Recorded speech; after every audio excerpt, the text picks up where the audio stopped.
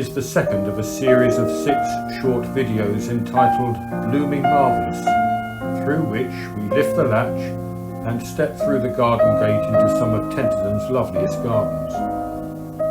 This is our little tribute to Tenterden Horticultural Society and to gardeners everywhere. Today we visit Cooper's Cottage, the home of Tony and Stephanie Butler. Our garden, tucked away from the bustle of the High Street, is a little oasis, a haven of peace and tranquillity. We sit in the sun or the shade and say how fortunate we have been, especially in lockdown, to have such a dear little garden.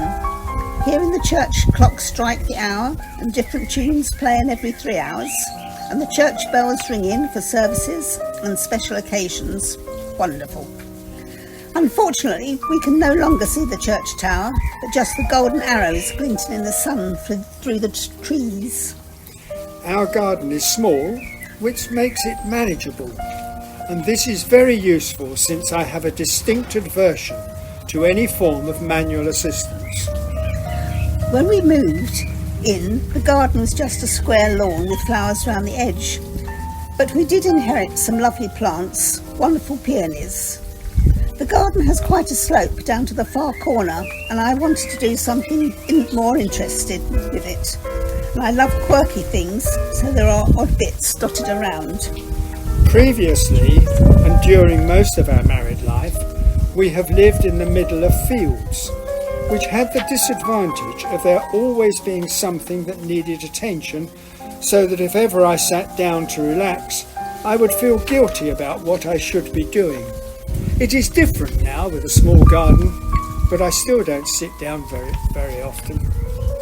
My favourite colour is green, so I love the hostas and the Solomon seal. My real favourite flowers are the deep purple iris with their velvety petals, sadly now just over, just 1 or 2 left. And the smell of Philadelphus, or syringa if I'm allowed to call it that, the tree shrub in the corner, will be gorgeous next week. We haven't been very successful with sweet peas, so trying the Tesco's hanging baskets. Wait and see. We let nature run its course, so seeds grow where they fall. Hollyhocks in the front of the bed.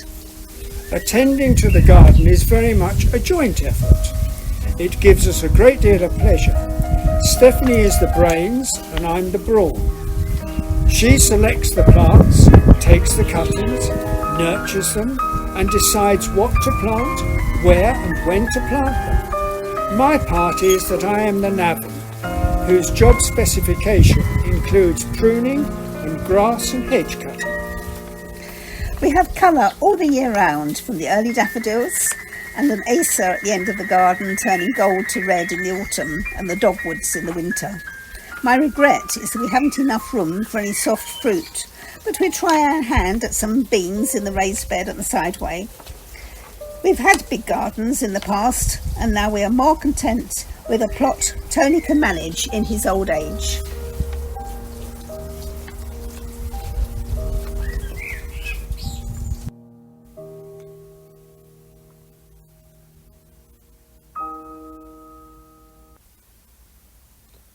A reading from the book of the prophet Isaiah, chapter 61, verses 10 and 11. I delight greatly in the Lord, my soul rejoices in my God. For he has clothed me with garments of salvation, and arrayed me in a robe of righteousness, as a bridegroom adorns his head like a priest, and as a bride adorns herself with her jewels. For as the soil makes the young plant come up, and a garden causes seeds to grow, so the sovereign Lord will make righteousness and praise spring up before all nations.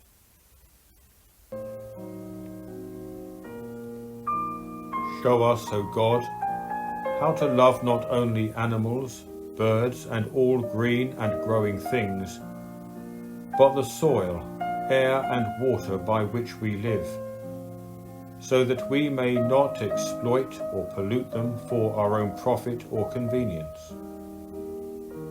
Help us to cherish these necessities for our survival, and guide those in authority to ensure that the human spirit may not be starved in pursuit of material comfort and wealth.